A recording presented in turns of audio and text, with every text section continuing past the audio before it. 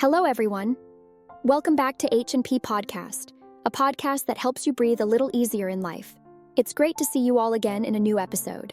Our hearts beat to the city streets. We began to feel the fire. We rise like tall buildings as the chemicals they take us higher. The night's young, it has just begun as she puts her hand in mine.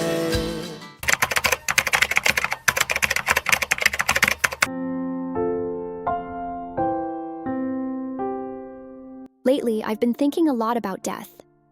Death is inevitable, essential to the natural world, and an inseparable part of human society. But every time I think about it, I feel overwhelmed, like a heavy, dark veil is draping over me. And the more I struggle, the more I try to find an answer, the more lost I become. If everyone is destined to die, then what is the meaning of life?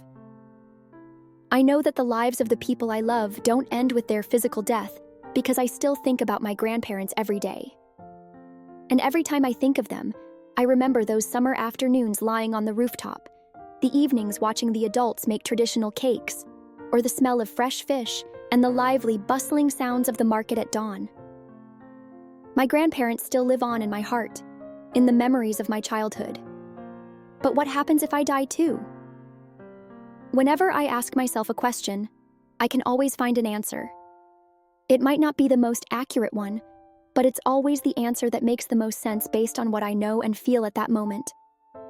But when it comes to death, it's different. It's a concept that feels so elusive to me, and I know it's difficult for many others as well. As humans, we all have fears, especially when facing death, because it forces us to confront the limits of our own understanding. No scientific theory, religious belief, or book can provide us with absolute reassurance when thinking about death. We all know that one day we will die. So why do we dwell on it? Why don't we just set it aside and focus on living happily instead? But for me, thinking about death, thinking about the finiteness of life, is something necessary and something worth doing. Have you ever wondered what would happen if you got to experience your own approaching death? Many people have had NDEs, near-death experiences, where they claim to see their soul separate from their body. Some describe walking through a tunnel and seeing a light at the far end, where they reunite with deceased loved ones. Others report seeing a glowing aura around themselves, feeling an overwhelming sense of peace and unconditional love. I've read a lot of research on NDEs, and these are some of the most common experiences. But not all near-death experiences are bright and peaceful. For example, one man found himself floating in a vast pitch-black space where he couldn't move forward, couldn't go back, couldn't do anything, except be alone with his thoughts, reflecting on his life. A woman who had attempted suicide saw herself falling into a deep abyss. At the bottom, she noticed the entrance of a cold, damp cave. Around her, spiderwebs stretched in every direction, and she heard cries, screams, and groans from grotesque human-like creatures, beings that seemed to be writhing in agony, tormented by endless suffering. Many people believe they were saved from these nightmarish experiences, that they were pulled back as a wake-up call, a warning about how they had been living. And when they got a second chance at life, they felt driven to change, to correct their wrongs, and to live better. Others, however, completely dismiss these experiences. They argue that NDEs are nothing more than the result of an oxygen-deprived brain, with no deeper spiritual significance. But whether positive or negative, there is one major difference between a near-death experience and actual death.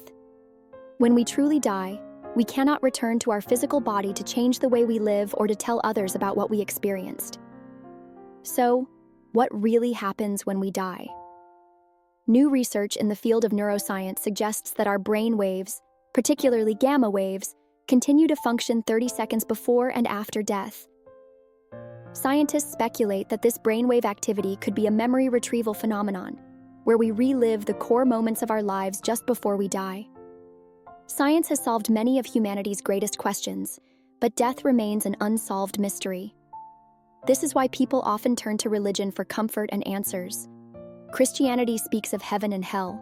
Buddhism and Hinduism speak of reincarnation and rebirth. The past life regression therapy method has also gained popularity in recent decades as a way to recover past life memories and treat psychological issues. Some people believe that death is the absolute end. They reject the idea of past lives or an afterlife. And if you've explored this topic deeply enough, you've probably formed your own beliefs about it too. Personally, I don't follow any specific religion, but I do believe that humans have a soul, and that soul exists as a form of energy, not confined to a physical body or any specific format within our material world. But the beliefs we hold while alive don't determine what happens after we die, because death does not discriminate between religions, nationalities, or cultures. These beliefs may bring us a sense of comfort when thinking about death, but in the end, death remains a mystery, because only the living can speak about it. That's why I believe that obsessing over concepts like heaven, hell, past lives, or reincarnation can make people vulnerable to psychological manipulation by extreme religious groups or hypnotists. For example, a church in Mexico once sold plots of land in heaven for $100 per square meter. The leader claimed that he had been granted permission by God, and sure enough, many people paid for their piece of eternal paradise. There are countless religious organizations that exploit human fear for profit, and one of the greatest fears of all is the fear of death. The fear of death comes from the fact that it lies beyond our understanding. It marks the end of everything we've accumulated in this world: knowledge, wealth, and social connections. Back in the hunter-gatherer era, the fear of death helped us survive. It kept us away from the dangers of nature. But in today's world, fearing death doesn't necessarily help us live better, especially when it leads us to do things like buy plots of land in heaven. In general, while exploring this topic, I've realized that I care more about what I can do in this life than about past or future lives. Aside from near-death experiences, perhaps the closest encounter with death that the living can experience is losing a loved one, losing someone we deeply cherish. I don't know about you, but that was the first time I ever thought about death. The year my grandfather passed away, when I was 9 years old, was when I started writing more. I wrote about him and the memories we shared as a way to preserve those moments. For a very long time after that, thoughts about life and death would come and go, appearing and disappearing in my mind. Sometimes I would sit down and reflect on them. Other times, I wanted to push them away. Maybe because the topic was too big, and I wasn't mature enough to fully grasp it or talk about it clearly. Or maybe because I wasn't ready to confront the limits of life, the limits of my loved one's time in this world, and my own. I've asked myself, if my grandfather hadn't passed away that year, would I have thought about death so early? And I've also wondered, if I had never reflected on death, would I have ever truly thought about what I really want to do? Would I have ever considered the desires deep within me, instead of just chasing after what others expected of me? We often talk about life because it gives us hope. We celebrate when a child is born. We throw birthday parties and longevity celebrations to honor life. But we tend to avoid talking about death because it's considered taboo, something unlucky. We live pretending death doesn't exist. We live as if it will never reach us, until the moment it stares us in the face, until we have no choice but to confront it, when a loved one passes away, or when we ourselves are faced with a terminal illness. In his book, The Death of Ivan Ilyich, Leo Tolstoy portrays the life and death of the protagonist. The story begins with Ivan's funeral, as if to establish from the very first pages that his death is inevitable, something that cannot be escaped.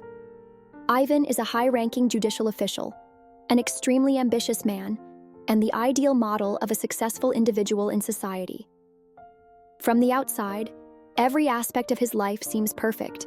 He owns a beautiful home, holds a prestigious job, and has a charming wife. Ivan is content with the rhythm of life he has built for himself, the daily routines, the lavish parties with colleagues and friends, and the power games at work. Everything flows smoothly, until one day Ivan falls while hanging curtains. a seemingly harmless injury turns into a fatal wound, and he is informed that he is going to die. For Ivan, this is a turning point he never saw coming, a paradox he cannot comprehend, and a massive inconvenience that disrupts the perfect life he has carefully constructed. The well-oiled machine of his existence suddenly grinds to a halt. As he wrestles with his illness, he recalls a passage he once learned in school. Man is mortal, and therefore mortals must die. He knows this, yet he still cannot accept that his own death is near. The inevitability of death makes sense, but why do I have to die? My own death is simply too absurd. This thought fills Ivan with a deep sense of helplessness. Even his friends and family avoid discussing his impending death. Whenever he brings it up, they quickly change the subject. Perhaps because talking about someone else's death is already difficult, but discussing one's own death requires immense courage. Death is a problem we often try to avoid for as long as possible. But if we truly understood that our time is limited, if we had a countdown clock ticking away the seconds we have left, how would we choose to live? Thinking about death urges us to reflect. It helps us gain a deeper understanding of our inner world, so that we may cherish life more fully. It pushes us to embark on a journey of self-inquiry, a journey of asking, who am I in this world? Who is making these choices? Who is truly living? Who is truly loving? And who will one day face death? On the brink of death, Ivan Ilyich feels an ever-growing distance between himself and the perfect life he had built.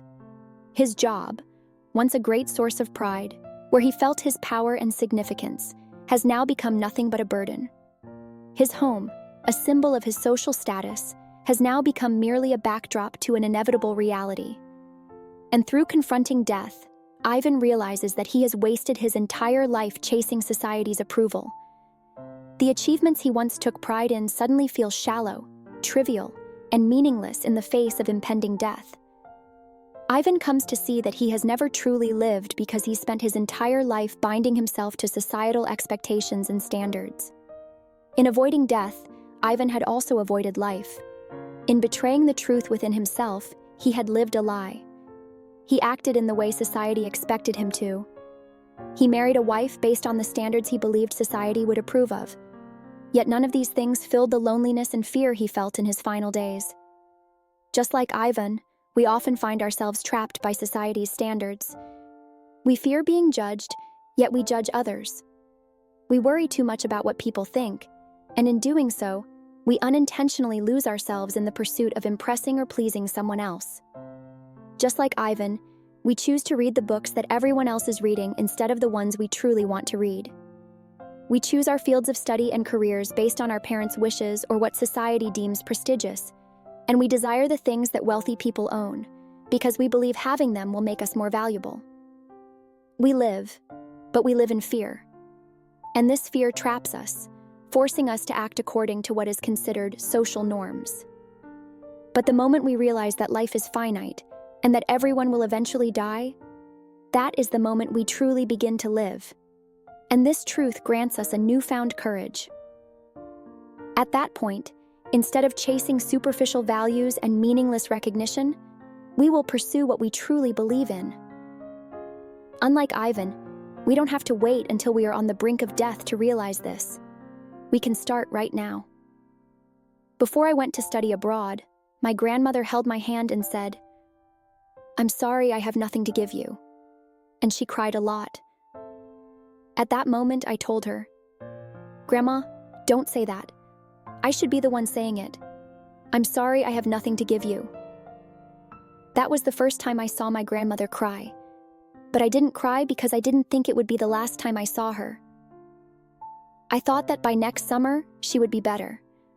I would come home to visit her, we would have breakfast together, and she would make each of us a glass of honey passion fruit juice. But a month later, when I had just arrived in a foreign country for my studies, my dad called to tell me that she had passed away. Growing up, I spent a lot of time at both my paternal and maternal grandparents' houses. And every time I was at my paternal grandparents' home, my grandfather was always the one to spoil us, while my grandmother was the stricter, more serious one. But after my grandfather passed away, my grandmother became much gentler. She was less sharp, less talkative. And I always regretted never sitting down to have long conversations with my grandparents because I always thought I had plenty of time. But when I heard the news of her passing, I realized I had taken everything for granted. I used to think that, of course, I would visit her on Sunday mornings and have breakfast with her. Of course, my cousins and I would fight over the bed she always slept on. Of course, she and I would see each other again. But none of those things were ever guaranteed. Every moment that passes is a moment we can never rewind, never get back. And I began to understand where my pain came from. It took me years to come to terms with those emotions, and now I just feel grateful. Grateful that I loved her and that she loved me. Love is what bridges the gap between life and death, between darkness and light. It is the only thing that brings me comfort whenever I feel overwhelmed and lost in the undeniable and terrifying reality of death. All time moves toward death. We are living, and at the same time, we are dying, because time never stops moving forward. The journey of facing death is a deeply personal one. Maybe you've always been curious about it, or maybe you were forced to confront it after a loss. Whatever the reason, I hope that looking straight at death has given you more courage, a deeper appreciation for life, and a lighter way of seeing the world. The question, if everyone is going to die, what is the meaning of life, might have been meaningless from the start. Maybe the real question we should be asking is, how should I live so that I have no regrets? Death is still something I struggle to grasp, and the only thing I can do is keep living. Keep talking about the things that fascinate me. Keep crying. Keep laughing. Keep cherishing the moments I have. And keep finding joy in the small, simple things around me while I still have time. Someone once told me, "This flower is beautiful because one day it will wither." And I think the same is true for us. I'll wrap up my sharing for today's episode here. Thank you so much for watching until the end. Sending you all lots of love. If you found this content helpful, please consider sharing it with your friends and loved ones. Also, as always, since YouTube's algorithm favors videos with more likes, if you enjoyed this video, please hit the like button to help more people discover our podcast. Thank you for your support, and I wish you all a peaceful evening.